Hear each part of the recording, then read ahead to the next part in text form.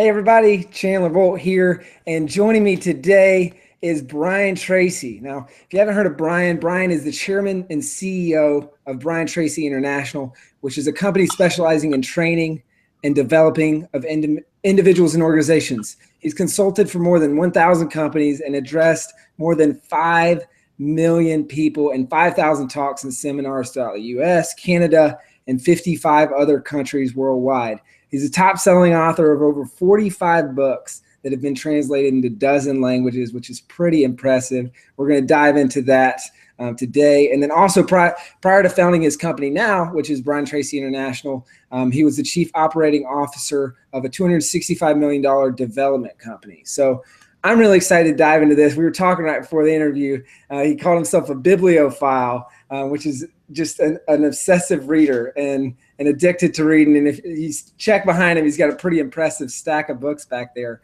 But I'm excited for this interview where we'll talk really about his books and how he's used that to just build this massive international brand, speaking, coaching, training, you name it, just kind of all that built off the back end. So Brian, welcome. Great to have you.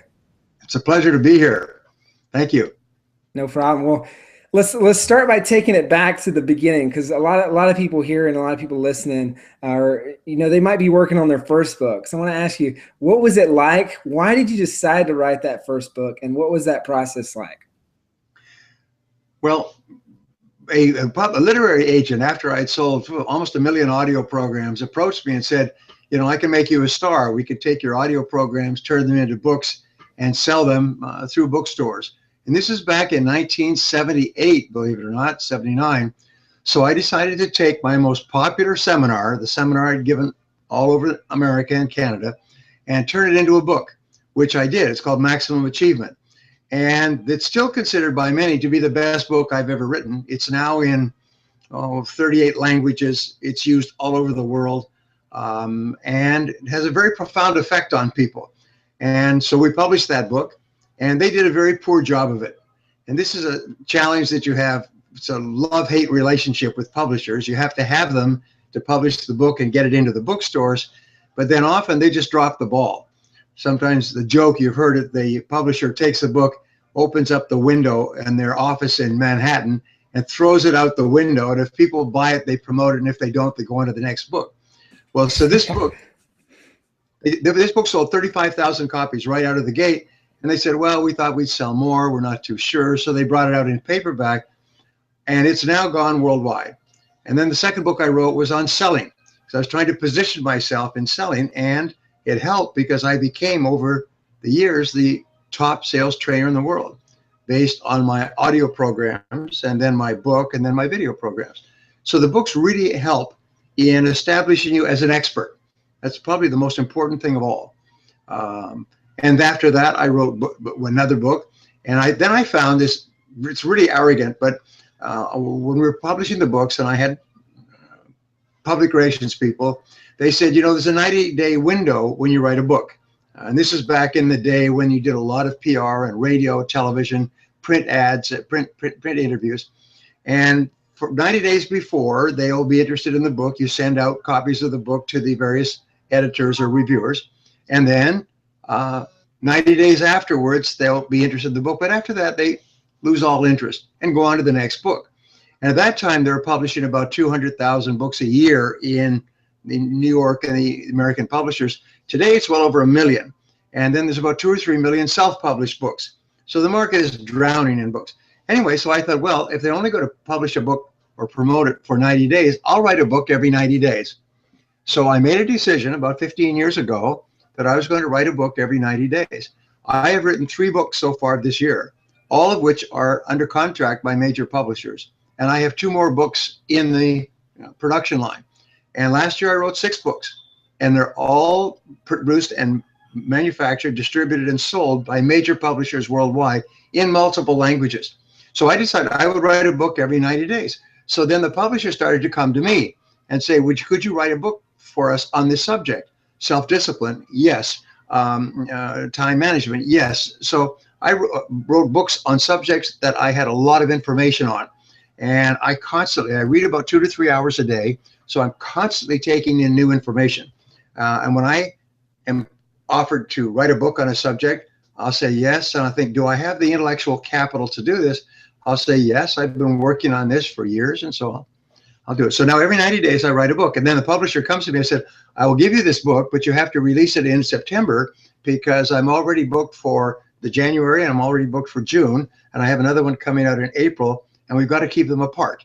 It's almost like dating. You want to keep your girls apart. So I keep them 90 days apart, and they say, okay, and they send me a contract, and the agreement is I will give them the book by the drop dead date, which is the date they need to have it to put it into the system, and then they will publish it on an agreed upon date. And I'm open with all my publishers. I tell them this is what I'm doing with others, and they say, well, you shouldn't do that.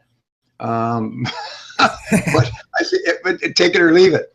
And so one publisher, I'm doing 14 books with them over a period of 3.5 years. They're bringing out basically one book every 90 days. And then I have another publisher that on a different subject, and they're bringing out one every 6 months. And then another publisher. So I've got about 8 or 9 of the biggest publishers, including Random House, HarperCollins, McGraw-Hill, and Simon & Schuster, biggest publishers in the world. Wiley, of course, 2 or 3 books with them. So it's been really a great run. That's awesome. And how do you keep coming up with ideas for these books? Well, I keep reading. Like, for example, I started reading many years ago. You've heard the old saying, you become what you think about most of the time. Well, many years ago, I read a study that had been done at Harvard by Dr. Edward Banfield. One of the most important studies on upward socioeconomic mobility. How is it that some people increase their incomes and their social status rapidly in their lifetimes, and most people don't? And what he did was the most beautiful, exhaustive research. And what he concluded, it was written up in the New York Times and everything, was that the one characteristic that most determined a person's lifelong success and how rapidly they moved up in the course of their lifetime was what he called long-time perspective, is that successful people think long-term. Well, when you put it all together, when we say successful people think long-term, that means that they have long-term goals. And I had already been studying and teaching strategic planning for companies and goal setting for individuals. And here this piece of research just sort of came in like a beautiful piece of research, and it confirmed that people who have goals and strategies and plans, people who think long-term, people who look at everything they do today to make sure it's congruent with where they want to be in the future, in my estimation, accomplish 10 times as much as people who don't. So that's one way of thinking, long-term thinking, which is a characteristic of all of the most successful people throughout history, but especially in a dynamic economy. So like, for instance, writing a book. You teach people to write a book. Well, writing a book is very hard work. It takes a long time, very frustrating. I say writing a book is like digging a ditch to the horizon. I mean, it's just hard work. Planning, writing, editing, polishing, and so on. However, the long-term advantage of writing a book, investing enormous number of hours in the short term, the long-term advantage can be quite extraordinary, and that it can, if it's successful, as you know, you teach this, you can jump your career ahead 5 years. There are many people who've literally gone from nothing to success with a single book, and they were never able to follow it up with a second book. I mean, they never had 2 books in them. So that's one way of thinking. And then I thought, well, what other ways of thinking are there? Well, there's slow thinking versus fast thinking. A Catton Nobel Prize winning material on this is successful people think slowly in the critical issues of their life where there are serious potential consequences. Unsuccessful people think quickly and make decisions without thinking them through, and that sets them back. So what else? And I thought informed thinking versus uninformed thinking. One of the subjects I came across was rich people's thinking versus poor people's thinking. Rich people or wealthy people think very differently from poor people, even with the same level of education, intelligence, and so on. And if you think the way rich people think, you earn far more money over the course of your lifetime than if you think the way poor people think. So I came up with an idea of 10 different ways of thinking, contrasted ways of thinking. And then a publisher called me and said, you know, do you have anything that you were thinking about writing? I said, well, I'd love to write a book on thinking styles, because the way you think changes your life. And they said, okay, we'll take it. And this is Random House, biggest publisher in the world. we'll take it. Can you send us a proposal? So I know how to write proposals. So I wrote them a proposal. I sent it to them. They came back and they said, we'll send you a contract and a check. We love this idea because it's really hot today. Thinking books, books on different ways of thinking are very hot subjects. So I wrote the book for them. They contacted me in March, in February, March. They said, could you write this book for us? I said, yes, but we need it by April 1st in order to get it into our production system. So I said, okay, I've done enough homework. I've got enough research. I sat down and I had a window of time and I wrote the whole book and submitted it to them and they accepted it. And it's now in the transit. So that's what I do is I keep doing research on a subject that I really enjoy until I reach what I feel is critical mass. Now I know enough to write a lot about this subject. So, and that's just one of my 6 or 7 books for this year. Got it. Now, do normally those ideas first spark from something you've read, like in that 2 to 3 hours of reading, and then you start learning more and more, and then it develops into like, hey, I would want to write a book on this, or like, where does that original idea of like, this is something worth writing about come from? Well, my focus has always been on helping people get better and faster results with greater efficiency. So whenever I come across a subject that I think will really help people, and it's a very interesting part of entrepreneurship. Most successful entrepreneurs get into their business because they really feel that their product or service can help people, and they want it, and they find that it's not that easy. You have to plan it and produce it, and you have to market it and sell it and everything else. But the driving force is a belief that this product will really help people in some way. So I think for my life, I've been dramatically helped by coming across great ideas that I've been able to use that have really helped me. So I'm excited about passing these on to other people. And that's what I'm pretty much famous for. You've had people like Jack Canfield and others. They'll always say that Brian is the king of content. Is if you really want just practical things to do now to get better results immediately on any subject, I'm the king of content. And so I'll just take a subject. For example, one of my subjects was hiring and firing. Is I found every time I spoke to business audiences, they were concerned about how do you hire the best people? How do you get rid of people who are not working out without lawsuits or without upset or suicides or anything else? So I sat down and I said, 21 great ways to hire and keep the best people. And I sat down, and part of that was how to fire people, how to get the right people in the company, how to get rid of the wrong people without being sued. And I just pulled information from every source I could find. I'm still doing that, by the way. Once I write on a subject, that becomes part of the subject. I just continue to research and keep them current. And that book, the program that I produced from that, people said just revolutionized their management style. It showed them how to get I've worked with billion-dollar companies where the heads of the company said, this changed our whole business. Everybody in our company is required to use the methods that you teach and how to hire and how to fire. and why? Because they're simple, they're practical, they work. So if it's goal setting or strategy or marketing or planning or leadership or achieving personal excellence, I'll just sit down and I'll just start to write. I'll write everything I can think of that I've ever learned on the subject and then expand them out almost like an accordion. I'll expand each chapter into a chapter and put it together. And sometimes a publisher will ask me for the book, or sometimes I'll come up with the idea and I'll throw it out. And almost always, at least one publisher will say, I'll take it. And so we say, good, which is very arrogant, because I know people who take their manuscript and walk from publisher to publisher with literary agents for years before they ever get published. And I'm just publishing books. I mean, you should see, if I showed you my email, it's from this editor, from this publisher, and this editor. Where's my final copy? Do you have that down? When will we see it? We're ready to go. I've got 3 or 4 publishers on me right now demanding their final edit for their final book. So I keep them apart. That's hilarious. So how do you, as the king of content, it sounds like you've really focused on books and being aggressive with your schedule, and obviously doing 6 books last year and 3 so far this year. What made you decide to focus on books as that content delivery piece? Well, now that is a good point.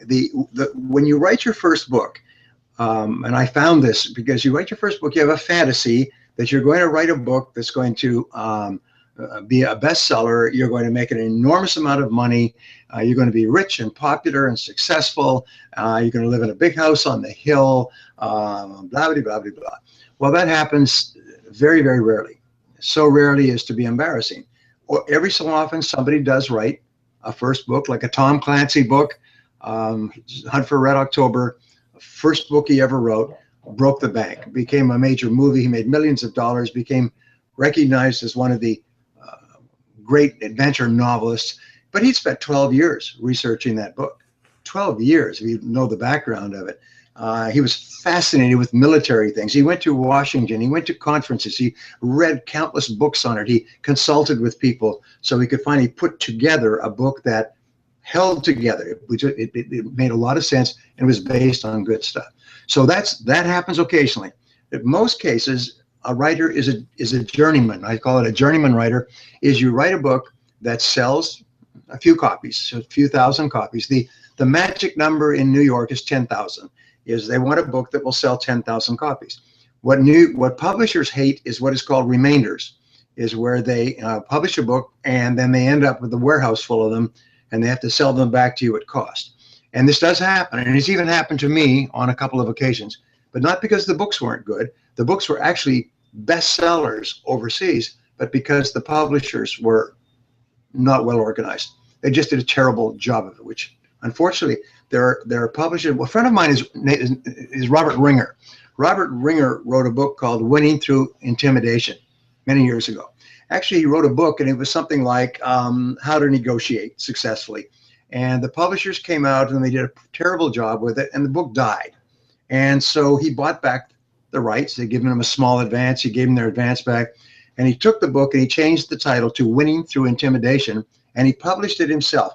It sold 10 million copies, became one of the best business bestsellers in history. He said, just changing the title and then aggressively promoting it. My friend Wayne Dyer wrote a book called Your Erroneous Zones. Right at the beginning of his career, he was a psychologist, and your erroneous zones are the ways you think negatively and wrongly in your life. And it came out and it died. So he went to the publisher and he had an old station wagon, and he bought as many books as he could, and then he started driving across America, and he would stop in small towns and go to the local radio station and offer to do an interview. And they would say, okay, we'll interview you tomorrow on your book. Then he'd go to the local bookstore and he'd say, look, I'm going to be doing this interview. If you will carry these books on consignment, I'll send them all to your store here in town.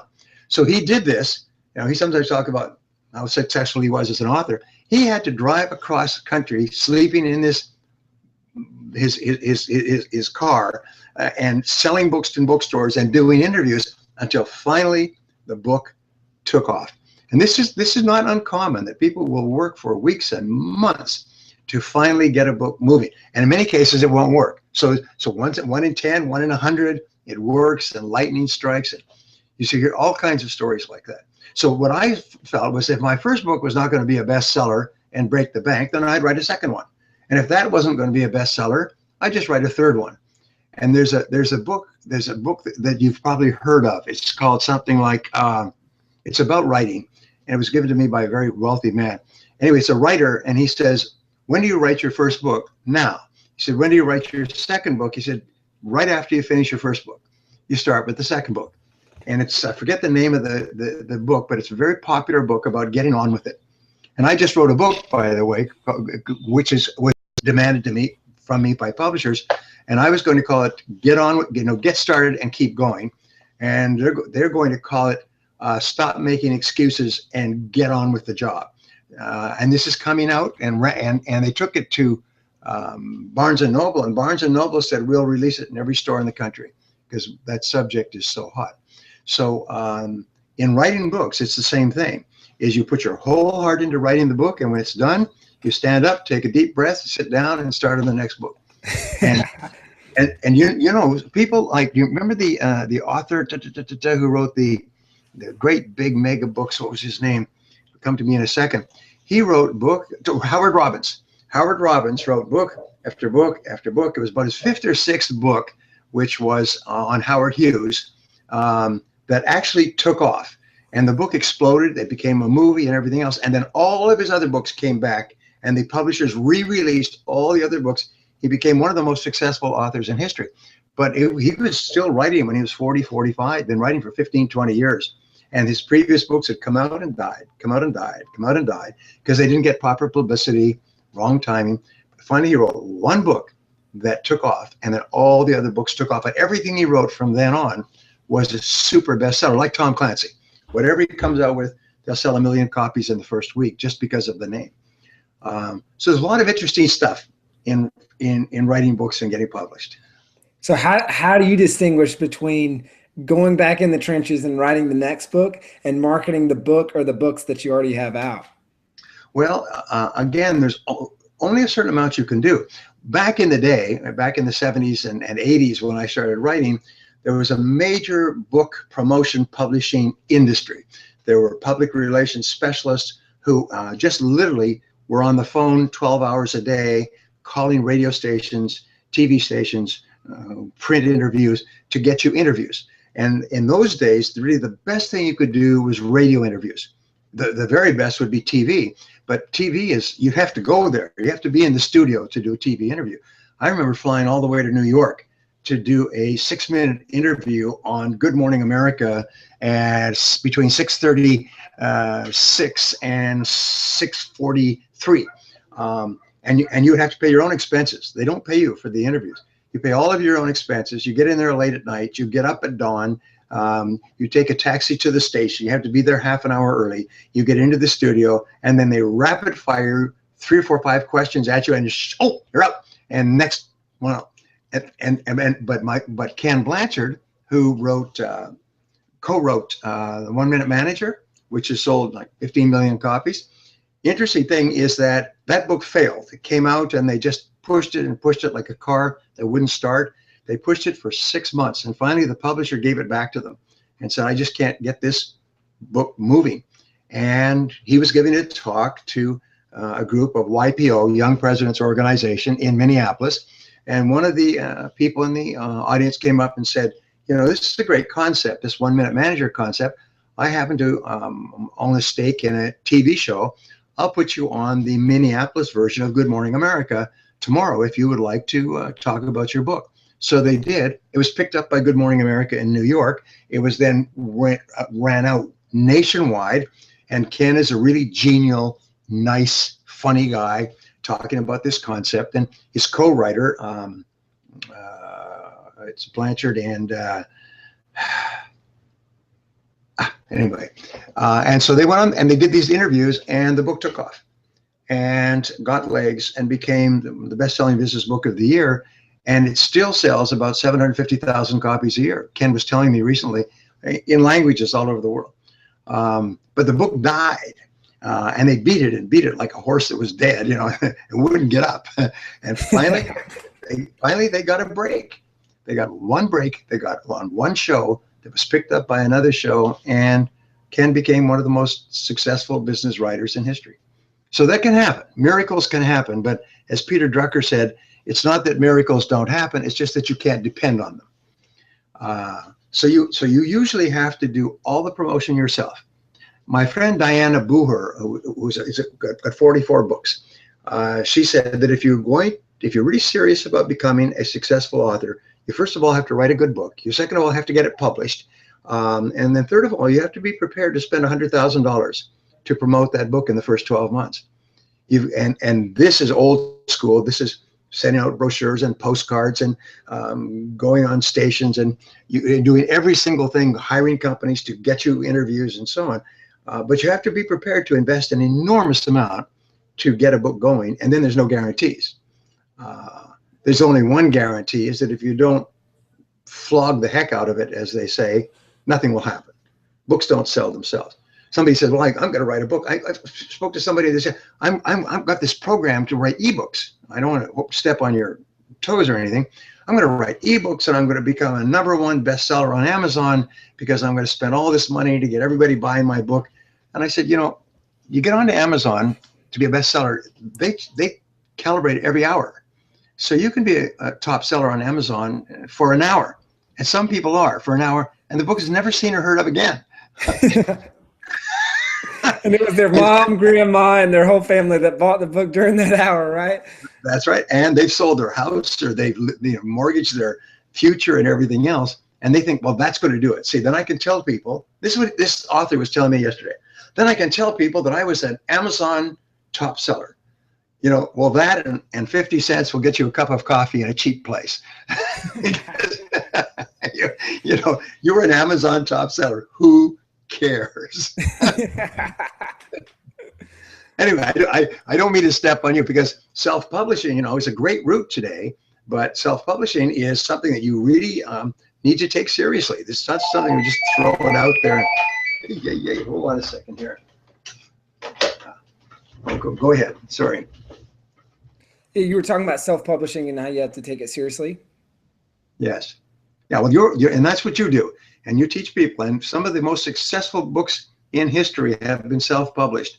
And then once the book is published, then the writer has to get behind it and really, really push to make that book successful. And you have to keep pushing and pushing and pushing. I always say that if you throw your whole heart into something, there's no guarantee that you will be successful. However, if you don't throw your whole heart into it, you can be absolutely guaranteed you will not be successful. So there's no guarantees in life except one. It's if you don't put your whole heart into promoting your book with your system, then the book won't succeed. It's not like somebody else is going to come along and make you a star. Now, do you have a marketing process? Because it sounds like you have a writing process and you get in there, book every 90 days at least. Do you have a marketing process that you use for your books? A marketing process.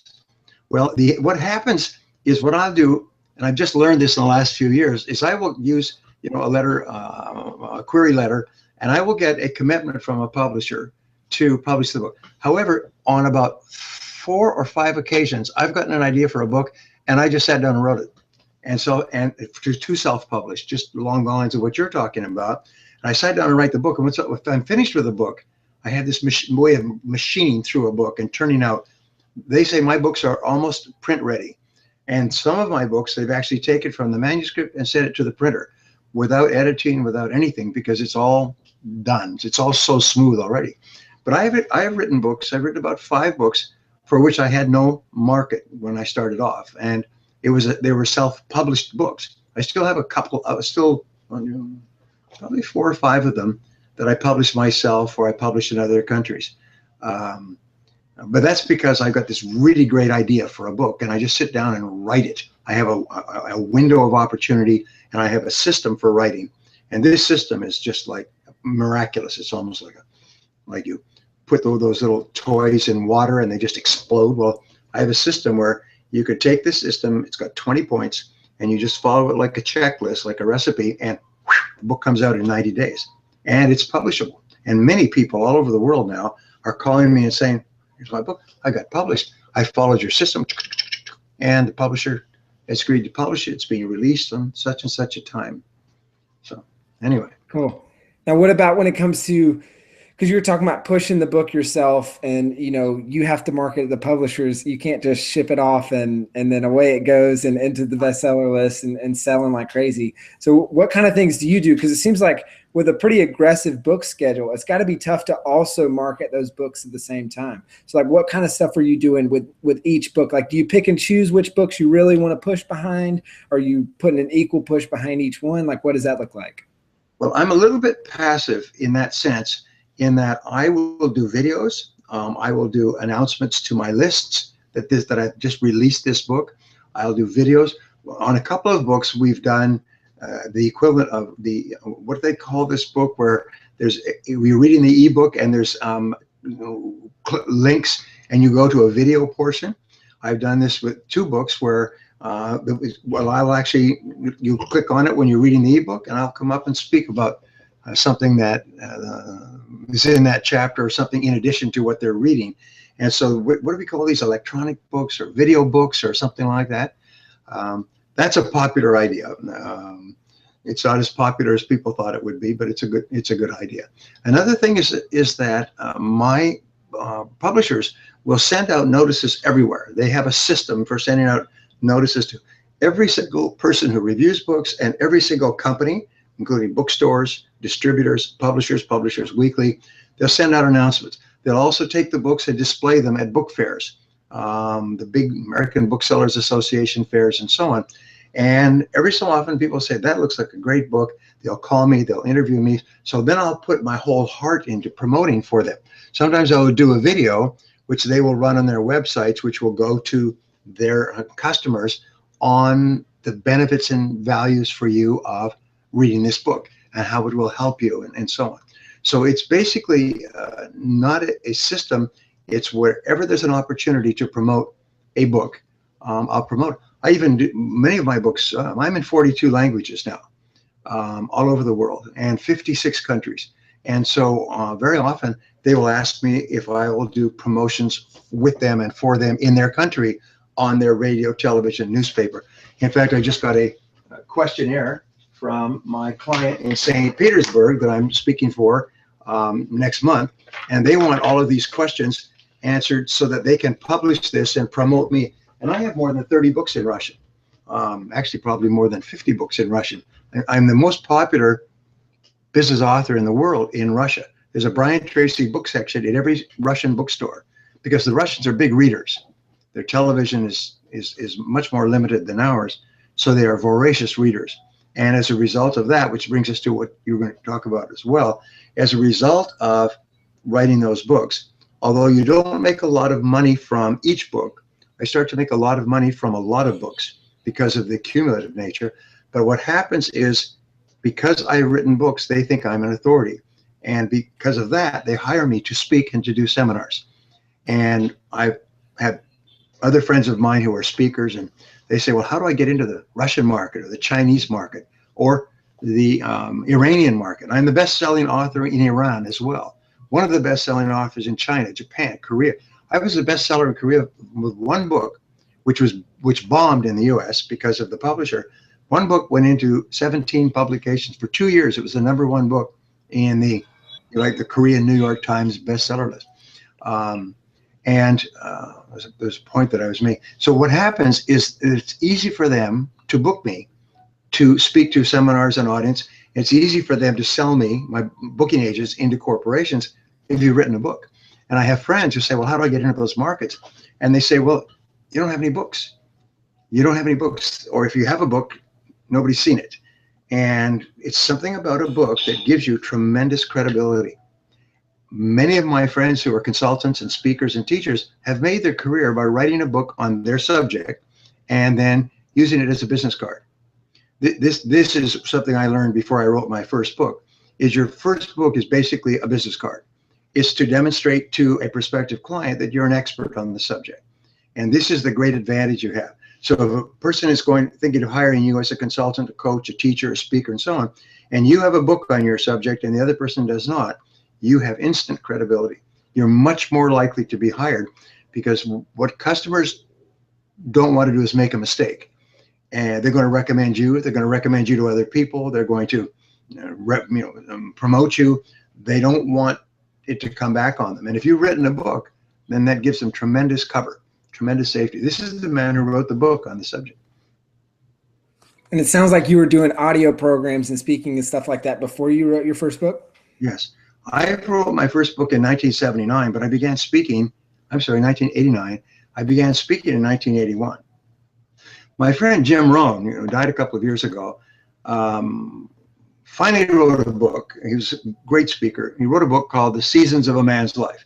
And he wrote it 10, 15 years after he began speaking. He said the biggest mistake he made in his entire career was not writing that book earlier. He had the content, but he just never paid much attention to the importance of writing because he was so busy as a speaker. When he wrote that book, and the book was not a huge seller, but the fact that he had the book and they can hand out the book and that people read the book, it was a nice book. He said it was the biggest career changer for him, was to actually have written that book. He wished he'd written it at the beginning of his career rather than later. I know many people, by the way, who become coaches and speakers especially, who write the book first and build their whole career on a book. And it's after they've written the book, someone says, well, can you come and speak to us on that subject? And then they become speakers. Did you experience the similar effect that Jim did when you wrote your first book? No, because by that time I was the best-selling audio author in the world. I was selling about 15% of the world sales of educational audio programs through Nightingale Conant and in multiple languages worldwide. So the reason the publishers, Simon & Schuster, and the literary agents came to me was because they saw, I mean, they could track these sort of things, and they thought there'd be a huge residual market for the written word as opposed to the spoken word, and they're quite correct. So we've gone on to sell probably 10 million books over the years in multiple languages and multiple formats. Now, how have you used those books to grow the speaking business, coaching, training, all that? You touched on that a little bit, but you dive a little bit more into that? Well, the way that it grows is that if you keep writing books, something will strike. Like the book I was mentioning, first book I ever wrote, as a matter of fact, when I was a young man, I went out to see the world, and I traveled 17,000 miles from Vancouver on the west coast of British Columbia to Cape Town in South Africa by land and by sea, and across the Sahara and across Africa. And someone asked me if I would write it up as a book, and they'd be interested in looking at the manuscript. So I did, and it was so badly written. I knew nothing about writing. They turned it down, but later a publisher came to me and said, do you have a book that's full of stories and examples and lessons and things like that? I said, yeah, I could take this book. So I took this book and I rewrote it, and I called it Many Miles to Go, and that became a bestseller worldwide. And it's just a really true story of this journey, almost dying several times and getting across the Sahara Desert and so on. And at each chapter, I would stop and say, what I learned in this situation was this, or this lesson was something that lasted me all my life. And it was just a series of lessons. And then $1 Million Roundtable asked me if I would do a talk for their 5,000 people at their $1 Million Roundtable. Had to be 22 minutes in length. And so I offered to do this book as a talk. And they called it Success is a Journey. And so I got up and gave this talk, and it was rated as one of the best talks in the 50-year history of $1 Million Roundtable. And anyway, so you never know what will happen when you write a book or prepare an audio program or do a video. The video medium now is becoming really, really important for promoting anything. Just getting online like this with you and I, just talking and explaining what you're talking about and what is in it and how the reader will benefit. It's always how the reader will benefit, what the reader will get if they read your book.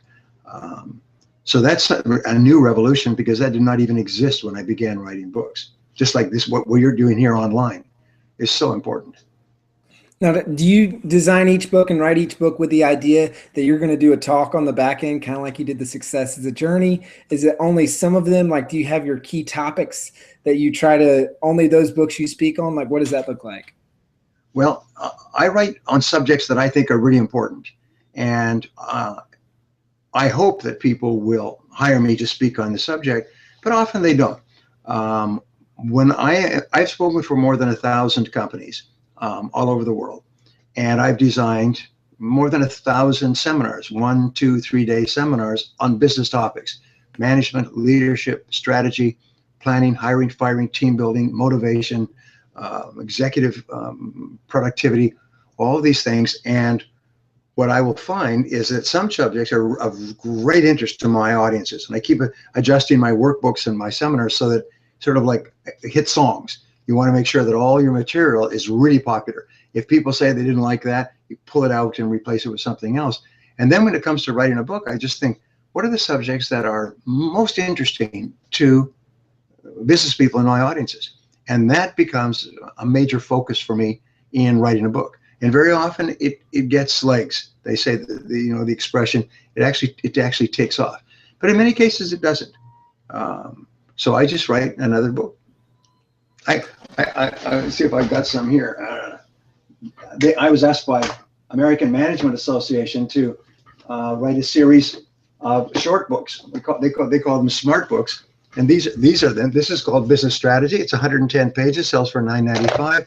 This one is called Sales Success. Same thing. This one is called Delegation and Supervision. There's also leadership, time management. There's strategy, planning, marketing, sales management, and so on. And these books are small books. They sell for $9.95 each. And as a result, they can get them into almost every bookstore in the country. And I'm writing a series I'm contracted for 14, and I've got two new ones that if I just came up. What is a big subject? Teamwork. How do you build effective teams in business? And I realized that I've touched on it in some of my other books, but I've never done one single focused. Each of these books has 21 ideas, 21 chapters with 21 points or principles. My thought was that if you offered a book that had 21 ideas, people would say, well, that's got to be a good book. It's got to be valuable if there's 21 ideas in it. So I have probably 23 books that have 21 chapters. It's a lot of chapters. Yeah. Well, the thing is, you think, what would be all the things that would be important on this subject? So if you say teamwork, I said, well, teamwork, I could write that, is how do you hire? What is your strategy and what's your plan? What are the kind of people that you need? What skills will they have? Where would you find them? How would you interview them and select them? How would you bring them together and work them? How would you cooperate and lead meetings? How would you manage time and delegate assignments and so on? And how would you build team spirit? And you start to think, you could do this. You would start to think like this. These are all the things that would go into bringing people together in a company and working well with them to get results. And you talk about regular meetings and creativity and innovation and encouraging involvement, and you take all the great things that are out there and you start to do some research. And there's some really good research on Google. You could say, just put in team building and you could print out 100 pages of recent articles on how to build teams, and then you just go through and you pick this and that and you mix and match them together, and here's your book. And then companies that are really interested in team building, you say, well, I am a recognized expert on the subject of building peak performance teams. And that's a hot subject. So I was approached by a friend of mine 2 or 3 months ago. He said, why don't you write a book on teamwork? And I said, that's a good idea, because I've been teaching parts of this in my courses and seminars over the years. So I've done all my homework. It's just a matter of sitting down and laying it out. Now you've got a lot of different, you've got courses, training programs. You're talking about speaking and being the #1 author in Russia and Iran and all these different countries. What percentage? Because I imagine as you've gone and continue to write, like speaking, you can only scale so high, right? So Right. How do you balance that between using your books to sell your speaking versus your training and coaching programs? Well, I'll give you an example. In Iran, when they had the revolution, Ayatollah Khomeini, who was let's say a very strong believer in Islam, came to the conclusion that all creativity comes from Allah. So therefore, writers should not receive royalties or any reward of any kind, because they weren't responsible for their creative work. It came from Allah. So in Iran, I'm the most popular author in Iran. Again, there's whole sections right at the front of each bookstore that are Brian Tracy sections. When I go there, they bring me about 35, 38 of my books to autograph, and they sell them out in the hallways and so on. I don't make any money from that at all, but they hire me as a speaker and they pay me extremely well, and they book me over and over again. So I get my royalties in a different way. Many other countries do not really keep good books. If you want to put it a gentle way of it, the Russians, the Chinese don't keep good books. So therefore, India. So you may not get a lot in royalties, but then what happens is they book you and fly you first class and pay you really good fees to speak, to coach, and other things. So most people who write books they earn the royalties, but their real money comes from being able to sell their services at much higher rates. I have friends without books who will travel halfway around the world to speak for 1/10 of what I will get to speak to the same audience in the same room, because I have books. They will pay me 10 times as much as someone without a book. Two interesting points I wanted to throw out to you. When I was a young man, I was reading on training and success as a result of book writing, and I came up with discovered a little expression. It's called BB and AB, and BB is before book and AB is after book, and it talks about how people's careers before book is a certain level of career, certain level of income, certain level of success, but after book, when a book that actually sells, their whole career is different. And what the rule was there was that your income, your annual income, will at least double after you produce a book. So BB and AB. And 82% of adults, the highest single demographic in the world, want to write a book. They believe they have a book in them, either a book on their subject or a book on themselves, and they want to write a book. But only 1% will ever do it because they don't know how. They don't know what you teach. They don't know the things that I teach. The process. It's sort of like they would like to be able to cook a beautiful dish at home for their family, but they don't have a cookbook. They don't have a recipe book. And so they can have all the ingredients that they want in the kitchen or at the store, but if they don't have recipes, what we call proven success formulas, if they don't have those, then they really don't never accomplish anything. And so that's why what you and I do is we take people who really, really want to write a book and believe that they have something to say, and then we show them how to take that and put it in such a form that other people will want to read it and pass it on to their friends. The key to book selling is pass on. People tell other people to read the book. One other principle, and I suggest this to everybody, when I was writing my first book, writing that little book about my trip across Africa with a little Olivetti typewriter, I got a book by Ernest Hemingway, and it was called something like The Short Stories and Articles of Ernest Hemingway, I think 72 articles. And Hemingway, by this time, of course, was the Tom Clancy, the best author in the world, and he had died of suicide, won a Nobel Prize and everything else. And he talked about how to write. And in that, he was living in he was living in Cuba, and it's Cuban Letters 1, Cuban Letters 2. And Cuban Letters 2 is when young authors come to him, after winning a Nobel Prize, they would come down and they would say, tell me, how can I be a great writer? And he goes on a riff. It's called Cuban Letters 2. He goes on a riff. This is what you have to do to be successful as a writer.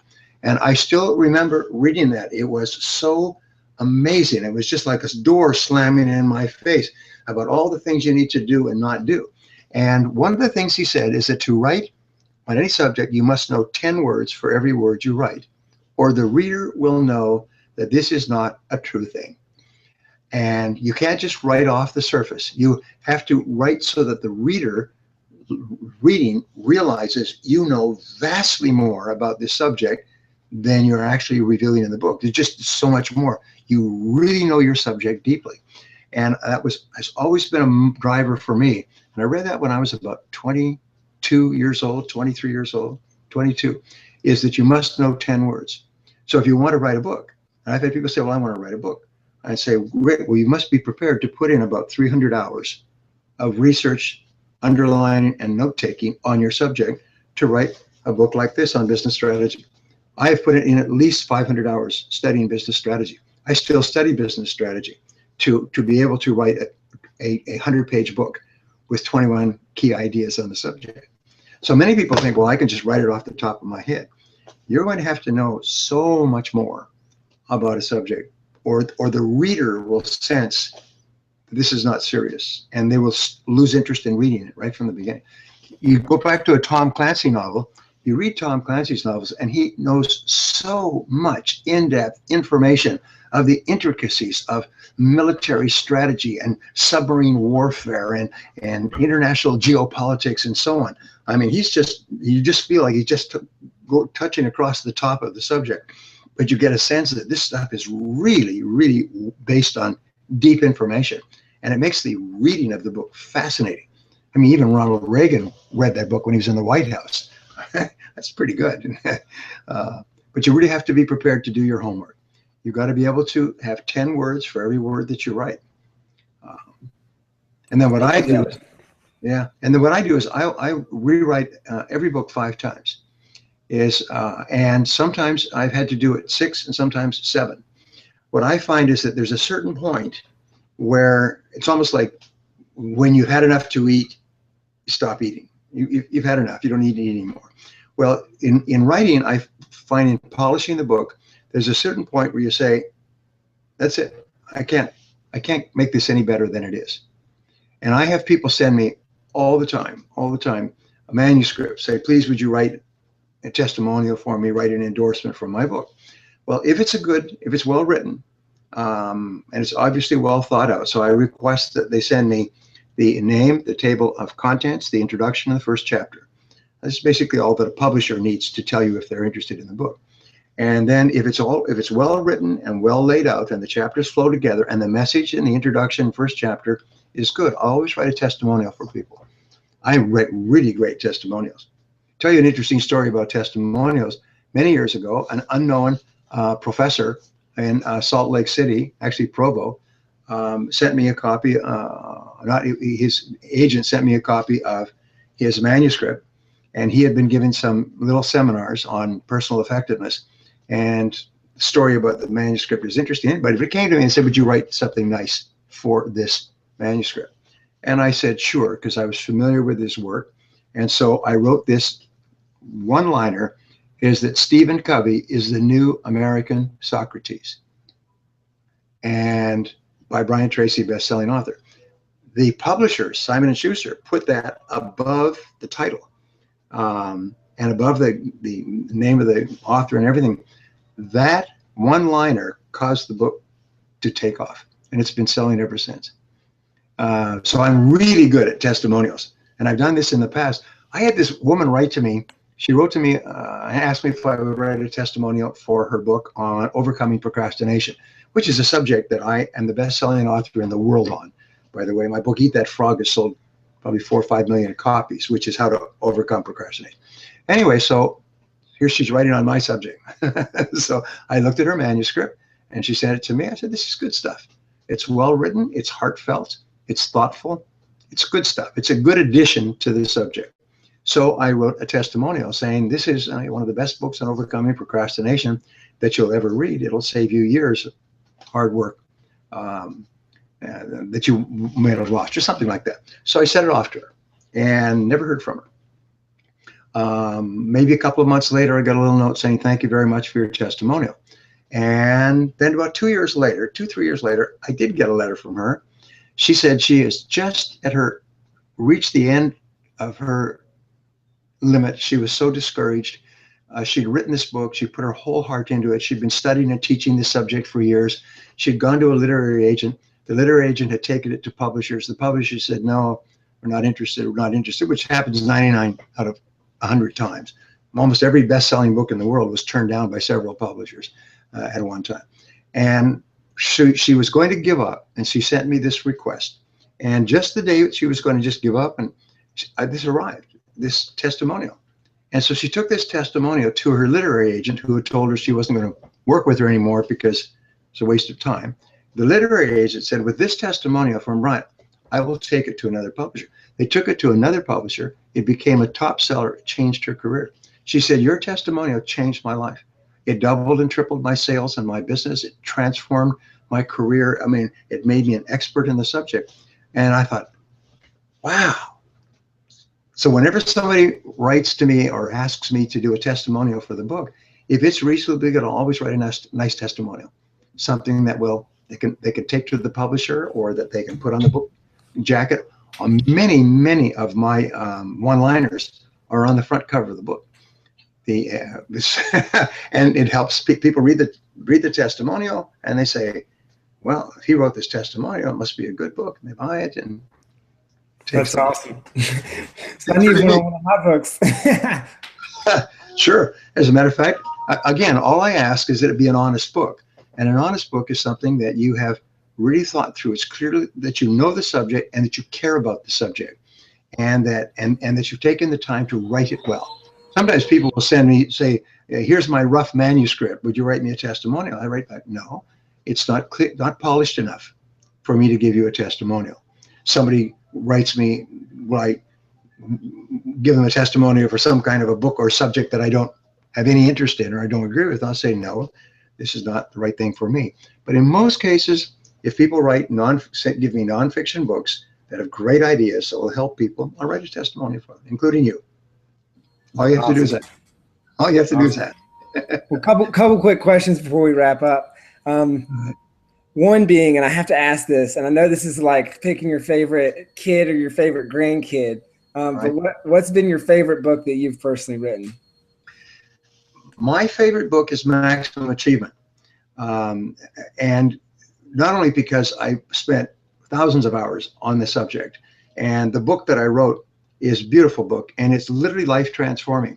I just came back from Egypt, from Johannesburg. I just came back from Shanghai and Moscow, and also from Stockholm and Warsaw and London. And I just on the phone today with a new client in London. These people say, this book changed my life. My life was going in circles, and I got this book and it changed my life. And it became my Bible. And I'll give you an interesting story. I tell people, underline. When you're writing a book, underline. So once upon a time, there was a man who was a truck driver. And he was a truck driver, and he got this book, Maximum Achievement. And he was driving long haul trucks, 10, 12 hours a day. And he was working for wages, truck driver's wages. And he got this book, and it talked about changing your thinking, setting goals, making plans, self-discipline. And so he decided he would like to double his income. And the only way he could double his income, he figured out, is if he had his own truck.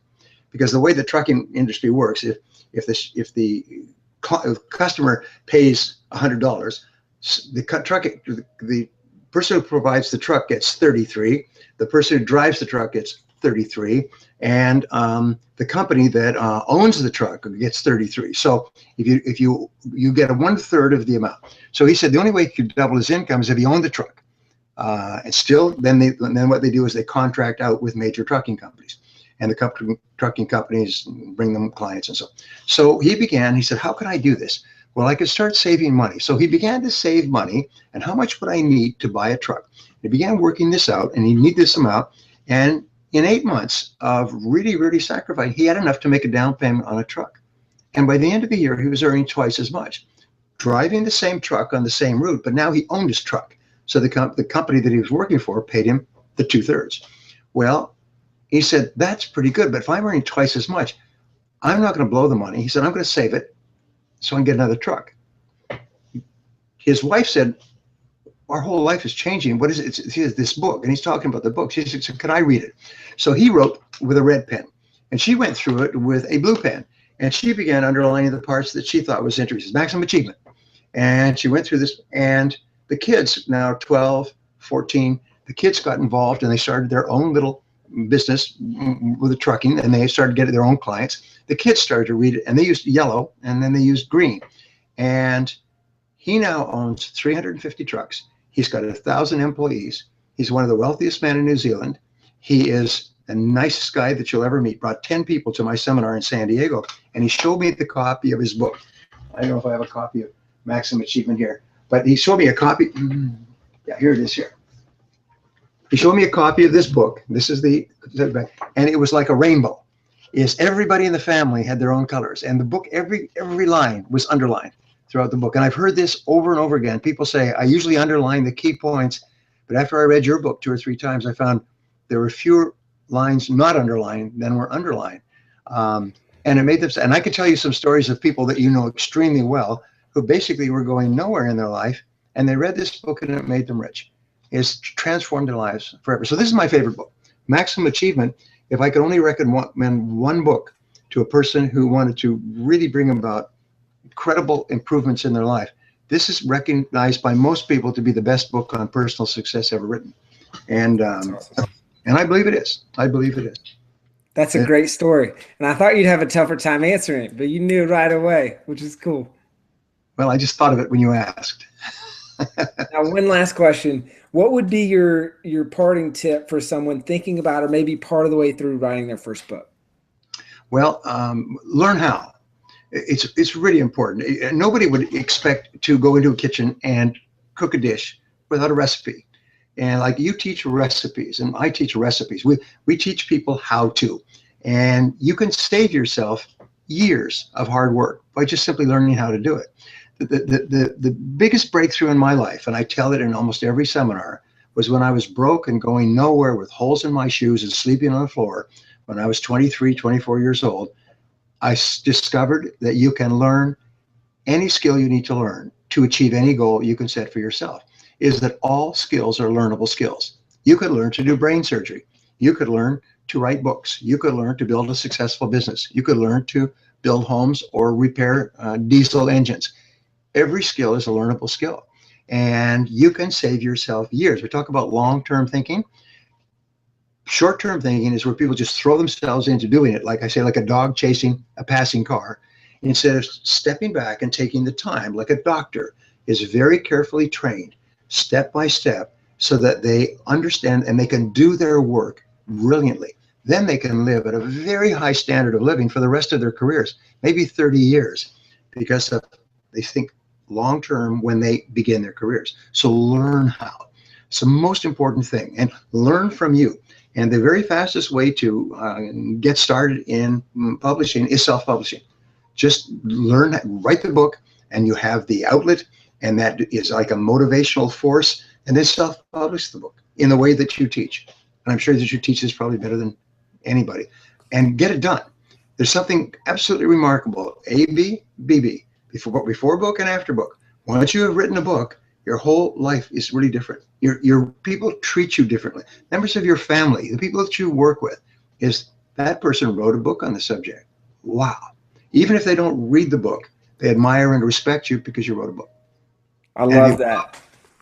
Yeah, and you can publish it as an ebook, as you know. You don't even have to go through the cost of paper, or you can print on demand. You can do all kinds of things today that were simply not available to me a few years ago when I started. Absolutely. Well, Brian, thank you so much. This has been great. I've really enjoyed this. One last thing before we go, where can people go to find out more information about you? Well, that's a good point. Go to briantracy.com/publishing. briantracy.com/ or / they call it, publishing. And there's a free webinar. Brendan Bouchard, who's just one of the most remarkable guys out there, he and I did a webinar on sort of our subject is how do you find a book? How do you write it? How do you publish it? How do you make it successful? How do you capitalize on it, and so on? And it's an interview with Brendan and I back and forth, beautiful camera work, and people all over the world watch this. It's on YouTube, but go to briantracy.com/publishing and take a look at this interview, and it's very inspirational. People just love this live interview. Awesome. Sounds great. Brian, thanks once again. Thank you. Pleasure talking to you. Good luck to you, Chandler. Thank you, sir.